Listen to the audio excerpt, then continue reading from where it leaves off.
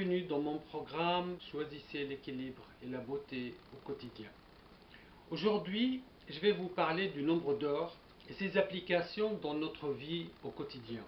Ce nombre d'or, qui fait 1,618, est le résultat des rapports entre deux dimensions données.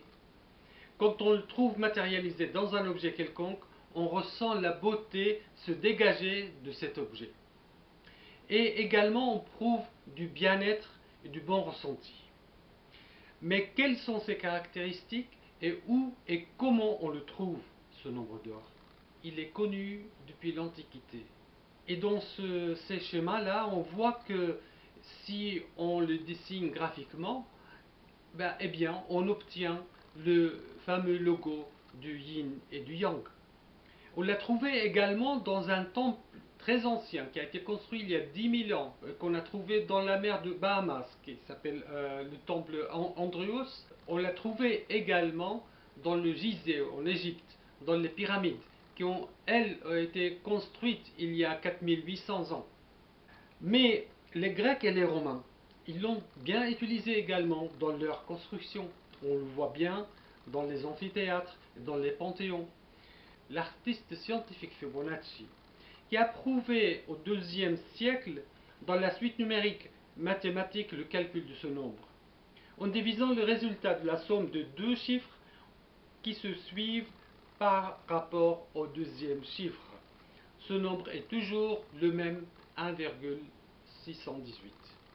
Les bâtisseurs du Moyen-Âge l'ont utilisé aussi depuis le XIIe siècle dans bien des cathédrales.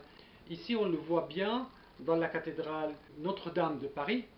Également, on le voit plus proche de nous dans le rapport entre les étages de la Tour Eiffel et bien dans d'autres constructions récentes également. Depuis l'an 1914, ce rapport, ce nombre d'or, on lui a attribué la lettre Phi, comme pour souvenir à Fibonacci.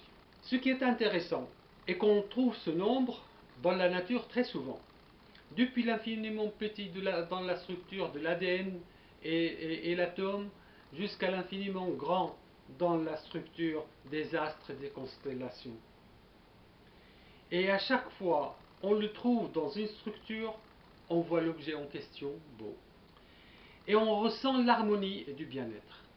Les bâtisseurs, les musiciens, les poètes du Moyen-Âge l'ont utilisé dans beaucoup de constructions. Mais également les architectes et artistes du XXe siècle, comme Dali et Le Corbusier, qui sont des exemples bien connus. Même les marchés financiers l'utilisent aujourd'hui dans ses calculs et prévisions.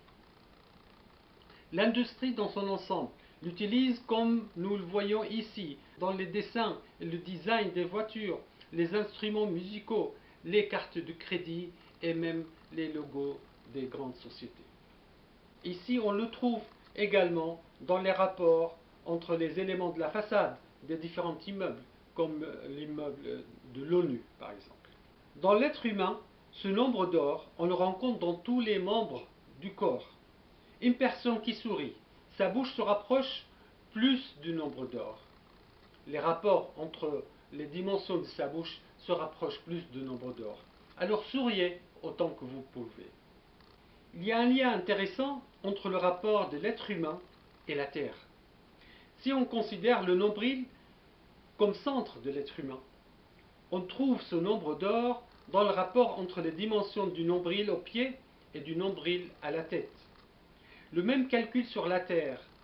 Si on prend la Terre par rapport aux deux pôles nord et sud, on trouve une ligne qui coupe la Terre sur laquelle on trouve plusieurs villes et lieux sacrés. Maintenant, la question qui nous intéresse est comment nous pouvons l'appliquer dans notre vie au quotidien, dans la décoration intérieure, et dans le choix de produits pour nos constructions dans nos maisons, ou même pour le choix de nos vêtements et le soin du visage. Il y a un lien intéressant pour le visage.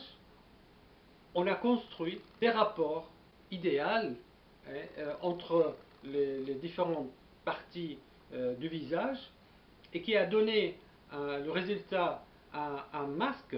Ce masque, en l'appliquant sur le visage, on voit s'il se rapproche de cet idéal du nombre d'or. Et plus le visage se rapproche, et plus on le voit beau, comme dans ces images de plusieurs artistes et des show business. L'application directe de ce nombre d'or, en faisant un rectangle de ce nombre d'or, on peut dessiner les plans de cette maison selon 3 rectangles d'or juxtaposés. Et avec une unité de valeur pour toutes les cloisons, les portes et les fenêtres. Nous avons déterminé l'emplacement des pièces également avec ce rectangle de nombre d'or.